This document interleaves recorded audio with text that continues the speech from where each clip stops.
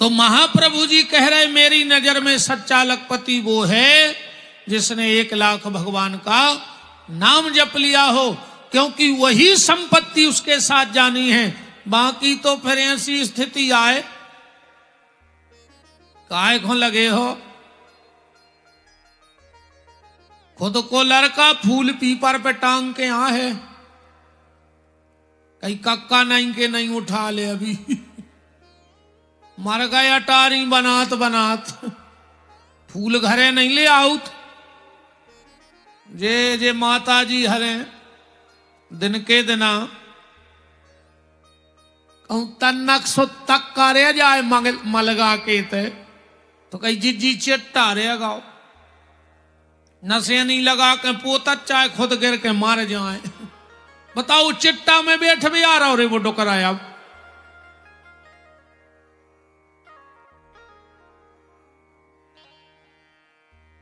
जब कोऊ के घरे को मरा थे सो लगा थे घर के 10-12 मारे हैं आ जाए, चढ़ चढ़ बैठा तो मरे मराए पे 6-6 आदमी खींच रहे।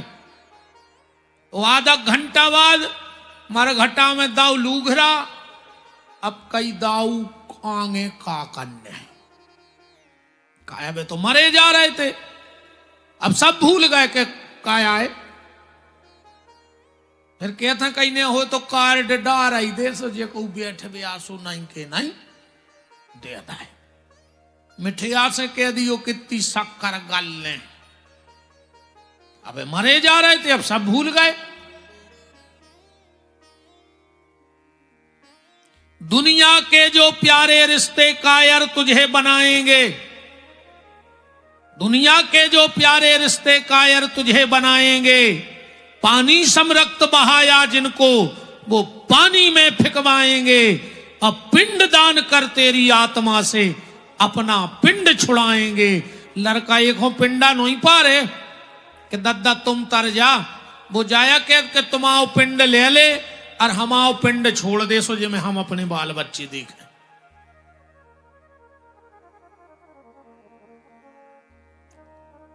भैया एक बात हमारी अच्छे ध्यान से सुन ले दिमाग में, अच्छो समय चल रहा होए, अच्छो होए परिवार, अच्छे मत में होए पूरे घर के, तो जितने अच्छे काम होए बेकार डार गयो भाई।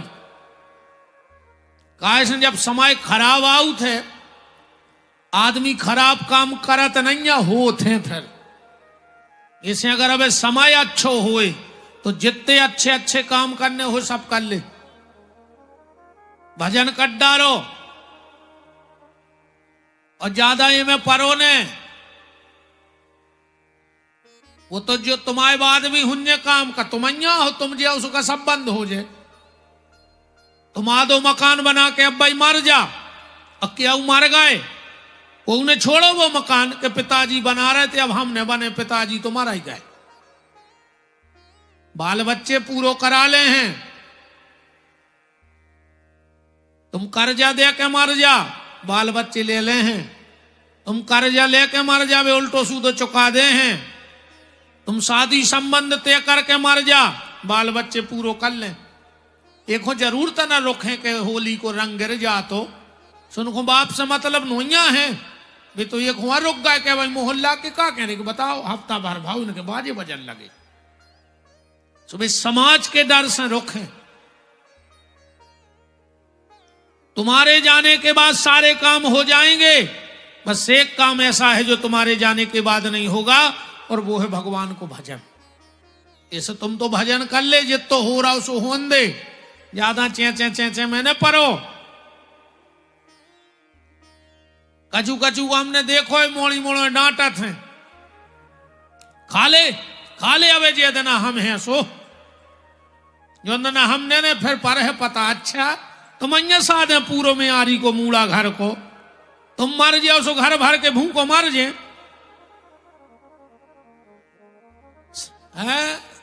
छिपकुली घाई ने जीगो, एक छिपकुली चिपकी थी सेल्फ में ऊपर, उसे कहीं नीचे उतर जाओ, बा बोली पागल हो गए, अगर हम नीचे आए तो जो छत ने गिर पर, जान रही थी हम अन्य साध हैं जो छत। ऐसा ही अपने यहाँ बैठे के हमने हुए तो का हो जाए। अब तुम तो हमारी बात नहीं मानो तो मार के देख ले, तुम्हें पता पड़ जाए कि घर को का हो जाए। पहले किराने को सामान आ तो ये थैला में, तुम मार के देखो, अगर 11वें दिन ट्राली भर के नहीं आए तो हमारा नाव बदल दियो 13 को। तुम कहे जान रहे के घर के खे हैं ने, ट्राली भर के सामान आऊ थे दिन के दिन आई, जहां पुताई उताई भाई अब कई ले आओ। महीनों से नुक्ति खाते हैं, तुम्हारी मुक्ति हो चाहे न होए, मनु घर भर के नुक्ति खे हैं। जैसे तुम तो भगवान को नाम ले डालो जित तो ले सको सो। बिल्कुल ज्यादा चेचे को कामई नन्या वृंदावन बिहारी लाल की, राधा माधव सरकार की। कल आप भागवत जी में चर्चा सुन रहे थे, कैसे सारे भागवत जी के नियम, धुंधकारी, गोकर्ण आदि की कथा कही गई। अब सूत जी ने प्रश्न किया, सूत जी से प्रश्न किया शौनक ऋषि ने कि राजा परीक्षित को श्राप क्यों लगा। सूत जी महाराज कह रहे ध्यान से सुनो, महाभारत युद्ध का बिल्कुल अंतिम दिन था। भीम के द्वारा दुर्योधन की जंघा तोड़ दी गई। भगवान ने विजय का शंख बजा दिया। अब विजय तो उसकी होनी है जिसके साथ भगवान है, होनी है कि नहीं होनी, उसी की होगी।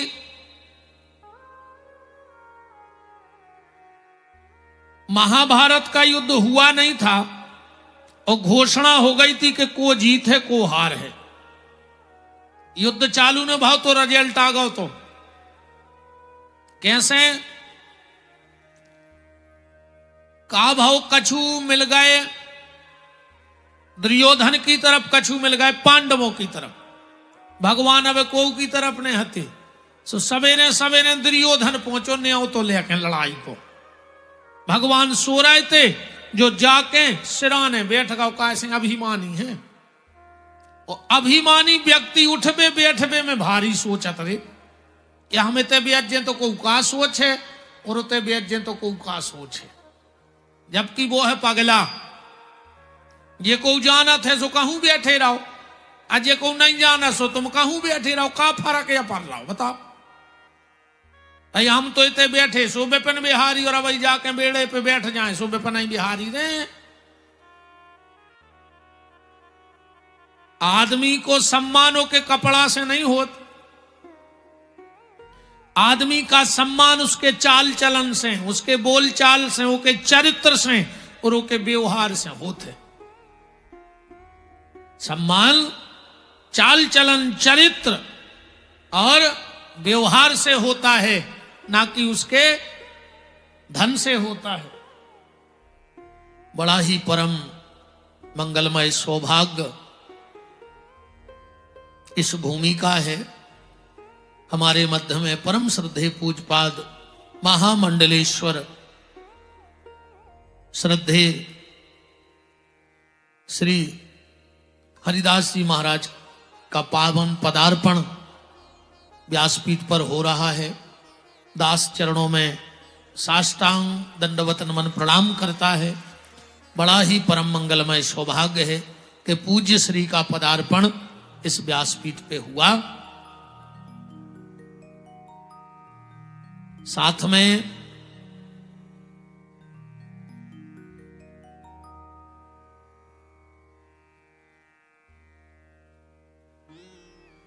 पूज्य महाराज श्री के साथ हमारे बहुत स्नेह।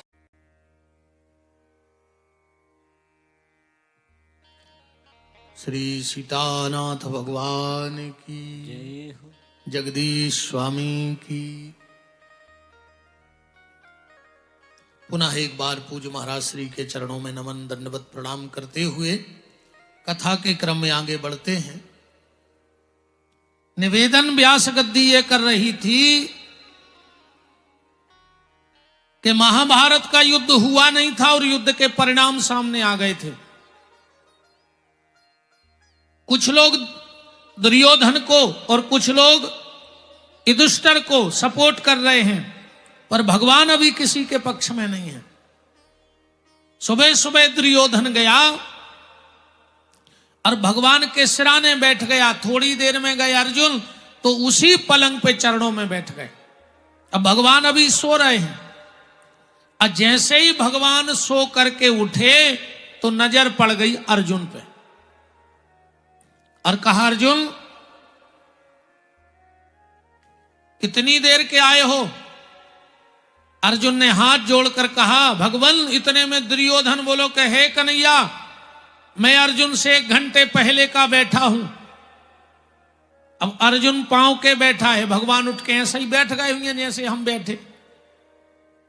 अर्जुन पे सीधी नजर। अब दुर्योधन से बात कर हैं तो ऐसी कर हैं, काहे दुर्योधन तुम होगा फैसला कौन को जीतने कौन को हारने। मतलब अर्जुन पे सीधी नजर पड़ गई और दुर्योधन पे तिरछी नजर पड़ गई। आज ये पे भगवान की तिरछी नजर पड़ जाए वो कौन युद्ध का कबू जीत सकत है। आज ये पे सीधी नजर पड़ जाए वो क्या कोई युद्ध हार सकता है। इसीलिए आपसे निवेदन है प्यारे,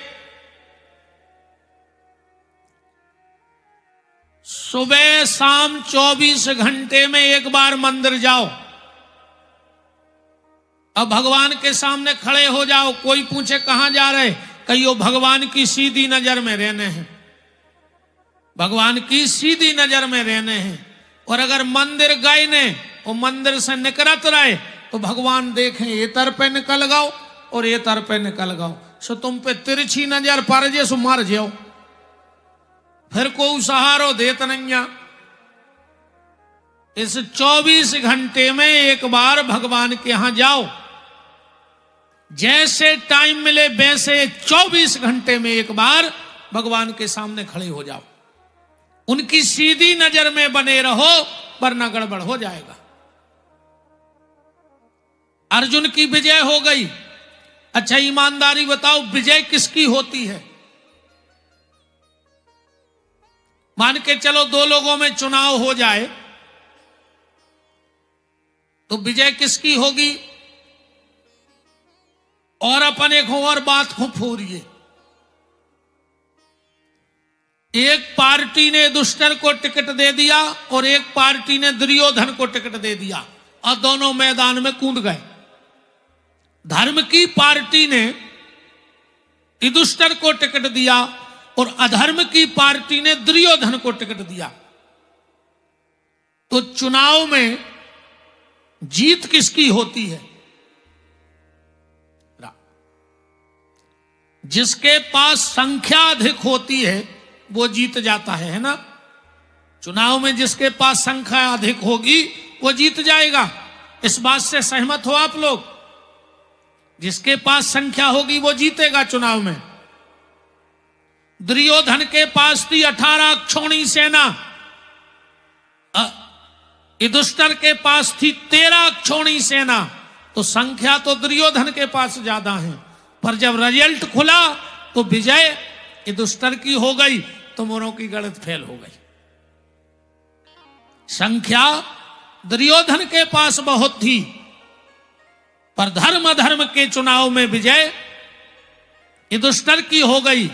अब बात यह ध्यान से सुन लेना, जीत उसकी नहीं होती जिसके पास संख्या अधिक होती है, जीत उसकी होती है जिसके बगल में शंख वाला खड़ा हो जाता है। युधिष्ठिर के बगल में शंख वाला खड़ा हो गया था, फिर संख्या कोई मायने नहीं रखती है। जिसके पक्ष में शंख वाला खड़ा हो जाए तो संख्या कोई मायने नहीं रखती है। कोशिश करना कि दुनिया की संख्या तुम्हारे पास हो चाहे ना हो, पर शंख वाले की कृपा तुम्हारे ऊपर बनी रहनी चाहिए, तो तुम्हें कभी भी जीवन में कोई पराजय नहीं देखनी पड़ेगी। अब इसको और अपन थोड़ा सा विस्तार बनाए कथा को। अर्जुन है जीव और श्री कृष्ण है परमात्मा, है कि नहीं है?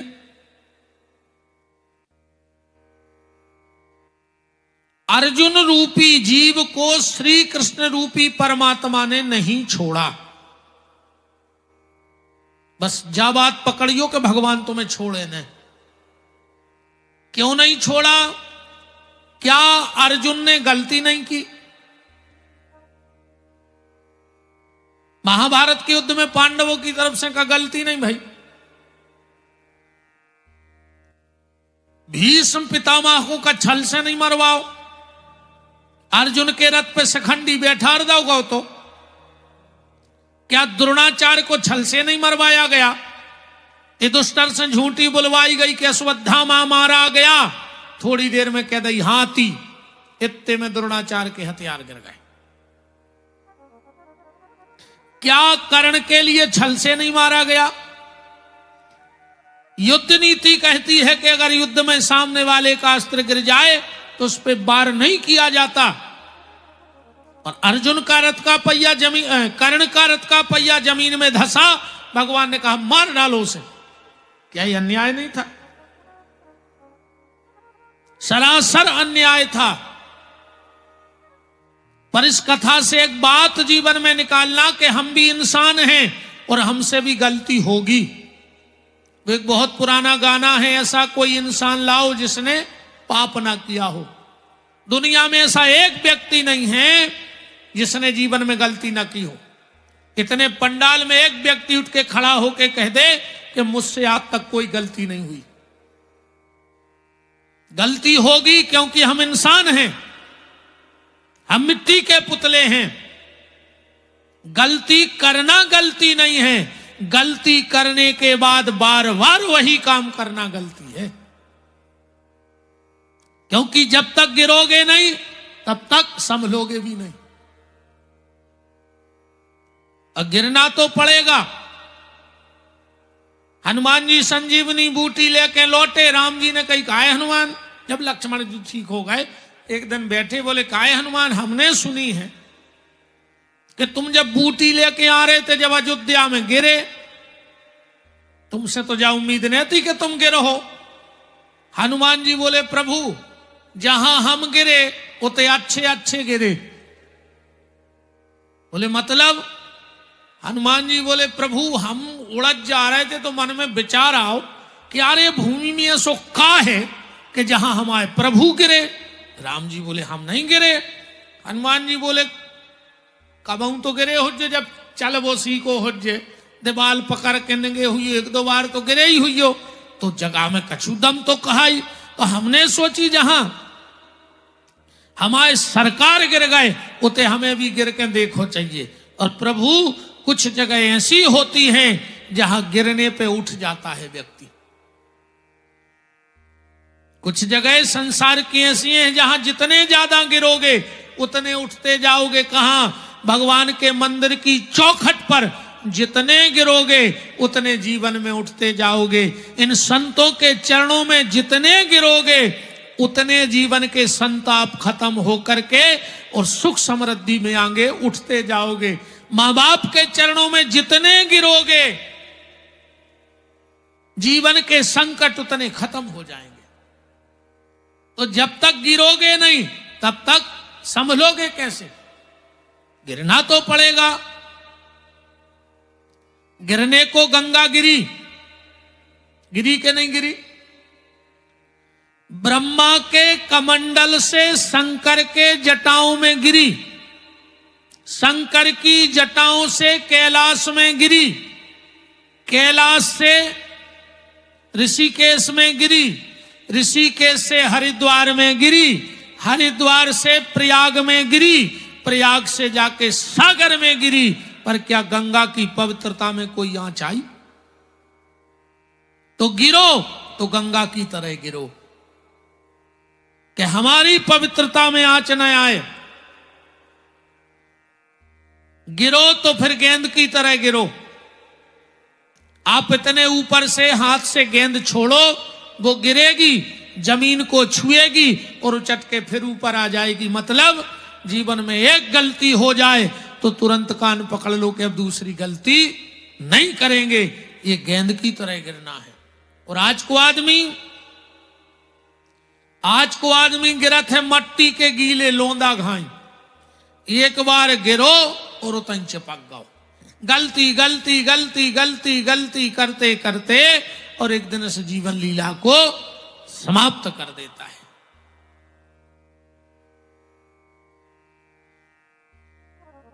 बात सिर्फ यहां पकड़ना है, अर्जुन से गलती भी हुई पर भगवान ने नहीं छोड़ा। क्यों नहीं छोड़ा? और यही बात तुम भी पकड़ लेना जीवन में। हम इंसान हैं, हमसे गलती होगी,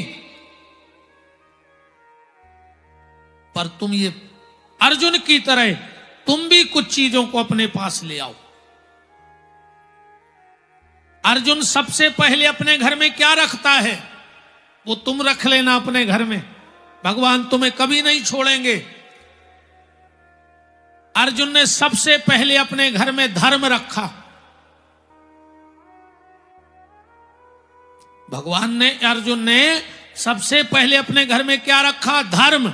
मतलब धर्मराज युधिष्ठिर अर्जुन के घर में है कि नहीं है? तुम अपने घर में धर्म रखो। दूसरा है बल। बल माने भीम। अर्जुन के घर में बल भी है, तुम भी अपने घर में बल रखो। तीसरा है क्षमा। क्षमा माने द्रौपदी, तुम अपने घर में क्षमा रखो। आज हमारे घरों में क्षमा नहीं है। हम किसी को झुकना नहीं चाहते।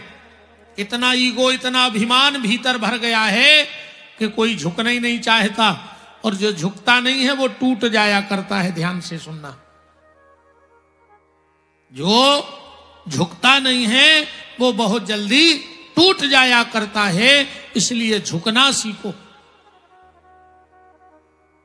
झुक जाओगे तो टूटोगे नहीं, और नहीं झुकोगे तो एक ना एक दिन टूट जाओगे।